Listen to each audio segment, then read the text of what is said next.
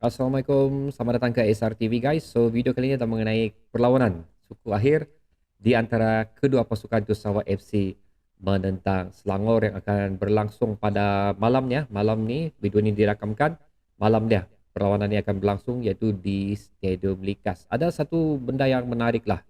Aku tengok impact daripada perlawanan ni dan juga impact daripada performance untuk pasukan Sabah FC yang membuktikan bahawa bukan sahaja satu perlawanan yang melibatkan satu tim saja yang akan menyebabkan benda tu berlaku. Okay, dia depends on of course performance tim tu sendiri dan betapa supportifnya klub-klub lain untuk menyokong dia orang punya pasukan kegemaran mereka. Dan aku harap impact ni akan memberi satu gelombang positif yang baru untuk peminat-peminat pasukan bola sepak Malaysia agar ia menjadi sumber yang positif lah. Okay, begitu. So itu nanti kita cerita sekejap lagi. So aku fokus dulu pada peluang ni. Itu suku akhir antara Sabah dan juga Selangor akan berlaku di Stadium Likas pada malam ini. Dan tidak banyak aku perlu ulas lah untuk perlawanan sejarah di antara kedua pasukan. Pasal sejarah pertemuan terakhir untuk Sabah dan Selangor sudah aku buat pada video untuk perjumpaan Piala uh, Liga Super Malaysia lah.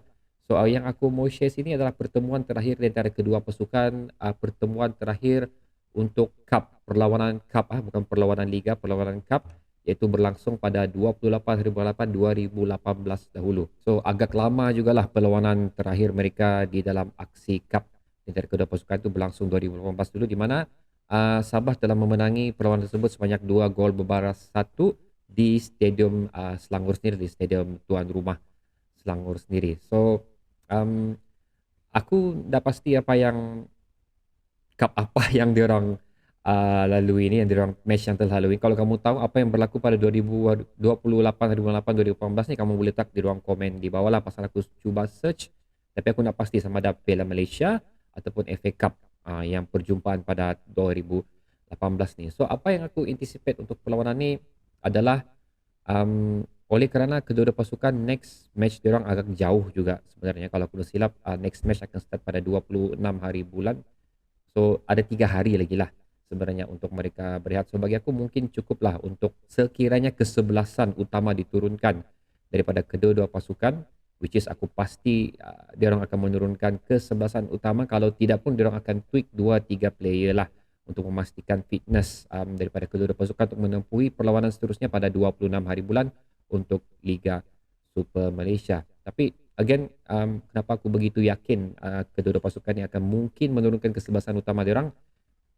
Pasal ini adalah merupakan salah satu tiket untuk membuatkan mereka layak untuk bertanding di AFC, Liga Asia lah, sama ada AFC Champion League ataupun AFC Cup.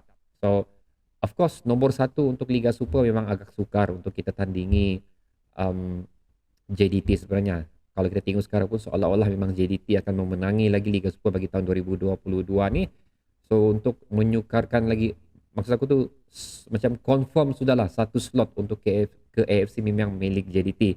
So slot selebihnya, so itulah menjadi rebutan di antara top 5 team yang berada di Liga Super sekarang. Dan of course untuk Piala FA ni lah, so mana-mana pasukan yang akan memenangi Piala FA ni, diorang akan layak untuk mendapatkan slot seterusnya. So that is the thing yang aku cerita ni lah. Pasal Selangor sendiri memang target untuk KFC. Sabah untuk musim ni tidak meletakkan target mereka untuk berada di AFC, tapi berdasarkan performance yang pasukan Sabah telah lalui, aku rasa memang diorang memang patut untuk meletakkan target AFC itu sekarang lah. So alang-alang lah orang cakap kan, memang berada di kedudukan kedua Liga Super, performance pasukan winning rate cukup tinggi, so why not AFC ni diletakkan salah satu misi kita bagi tahun 2022 ni. Seterusnya guys, ini adalah perlawanan yang bakal berlaku, perlawanan suku akhir melibatkan 8 pasukan, iaitu Sabah menentang Selangor, Seri Pahang menentang Penang, Terengganu menentang Kuching City. Ini adalah Kuching City the only team yang berada di Liga Perdana yang masih lagi kekal untuk meneruskan misi mereka ke perlawanan akhir Piala Malaysia 2022. Dan seterusnya Melaka United menentang Johor Darul Ta'zim. Of course perlawanan tumpuan untuk daripada 4 perlawanan ini adalah Sabah menentang Selangor sendiri yang again akan berlaku di Studio Melika 7:30 malam nanti. Dan perkara yang aku ingin share dengan kamu, perkara yang aku bilang tadi membanggakan yang aku tak sangka akan berlaku ialah satu kali lagi guys, okay? Tiket Stadium Melika sold out. Aku difahamkan tiket sold out ni bukan secara fizikal tidak melibatkan fizikal. Setahu aku lah, kalau aku salah kamu tolong letakkan di ruang komen di bawah. Bukan dijual secara fizikal tapi dijual secara online. Membuktikan sekali lagi bahawa pembelian tiket secara online sebenarnya mampu dibuat oleh siapa-siapa dari mana sekali kamu pun. So bagi aku dua perlawanan sudah berlaku tu Sabah menentang JDT sold out. Lepas tu sekarang Sabah menentang Selangor pun sold out. Yang waktu menentang JDT tu macam 30,000 tiket telah dijual secara online. Dan yang ini sekali aku cakap yang setahu aku lah sold out tiket maksudnya dalam 35,000 lah kalau kapasiti Stadium Melika 35,000 sold out secara online. Membuktikan bahawa pembelian tiket secara online sebenarnya mudah dan bukanlah alasan untuk tidak berjaya membeli tiket. Dan satu lagi fakta yang menarik di sini adalah bukan JDT saja yang mampu untuk memenuhkan mana-mana stadium. Tapi depends on pasukan tu sendiri, depends on betapa sportifnya penonton-penonton ataupun peminat pasukan bola sepak tertentu tu, itu yang faktor menentukan sama ada stadium tu akan penuh ataupun tidak. So aku bangga dengan kamu semualah yang hadir pada perlawanan tu. So yang hadir dan juga membeli tiket untuk perlawanan ni. Satu lagi di sini yang aku mau share sebenarnya ialah hari bila perlawanan tu akan dijalankan juga menjadi faktor yang besar sebenarnya. Contoh ada dikeluarkan di sosial media, aku tak ingatlah siapa post tu tapi aku nampak di Sabah FC punya fan page yang perlawanan melentang Terengganu tidak penuh. Banyak kosong dekat, especially yang dia fokus tu di bahagian scoreboard tu lah, tidak penuh sebenarnya. Kena diingatkan satu itu adalah hari bekerja. Kedua, waktu dia ambil gambar tu masih awal lagi. Okay, scoreboard area tu adalah di mana NBUC duduk, North Borneo Ultras duduk, tim yang melaungkan lagu-lagu semangat pasukan Sabah. So dia ambil gambar tu, NBU masih berada di luar. So diorang tu sebenarnya menunggu bas pasukan Sabah FC untuk masuk ke dalam stadium, perarakan lah. Perarakan. Dia sebab kenapa tempat tu masih kosong. Kalau kamu tengok sebelum sepak mula, kalau kamu mau spend masa kamu lah untuk tengok balik video perlawanan tu, area tu sebenarnya adalah antara area yang hampir penuh. Aku nak cakap penuh lah, tapi antara area yang hampir penuh. Tapi grandstand Stadium Melika memang penuh pada perlawanan tu. So tiga efek yang menjadi penentu lah. Of course satu perlawanan yang akan menentang JDT. So far memang sedia makan full.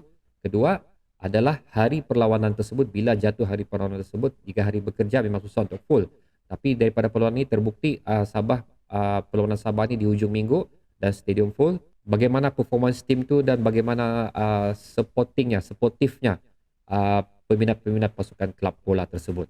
Itu faktor-faktor yang menentukan. Dan sekali lagi aku berharap impact daripada tiket sold out yang berlaku untuk perlawanan ni boleh memberi satu impact yang positif untuk ke semua tim yang berada di Liga Super Malaysia ataupun Liga Perdana atau mana-mana pasukan lah yang terlibat di dalam perlawanan Liga Malaysia ni. Pasal again kita sudah bertaraf klub sekarang, bukan lagi FA, kita sudah FC. So FC adalah perbadanan persendirian, macam kira korporat atau company lah. So penjualan tiket adalah salah satu punca income pasukan tersebut. So kalau stadium sentiasa full, banyaklah revenue untuk klub, mampulah klub untuk membangunkan klub mereka sendiri ataupun untuk mendapatkan pemain-pemain yang berkaliber untuk menyertai klub anda lah, atau macam kes aku especially untuk Sabah FC lah. So okay guys, itu adalah sedikit perkongsian tentang sejarah perlawanan dan juga apa yang berlaku dalam perlawanan ini, impact hasil daripada pasukan Sabah FC terutamanya. So aku mendoakan satu keputusan yang cukup bagus untuk Sabah FC pada perlawanan ini. Again, aku tahu target OKS adalah untuk berada di top 5, tapi dengan performance yang cukup meyakinkan, cukup memberangsangkan. Sekali lagi patut kita letakkanlah target AFC adalah salah satu target kita pada musim ini, di mana kita perlu menjuarai Piala FA bagi tahun 2022. So sehingga kita berjumpa lagi video akan datang guys, insyaAllah aku akan cuba buat rumusan perlawanan suku akhir ni kalau diberi peluang dan masa. Teruskan me- mensupport aku punya channel. So bagaimana caranya? Dengan subscribe, berinteraksi di ruang komentar di bawah dan juga of course share dan like aku punya video lah. So guys, Assalamualaikum, all the best, Sabah.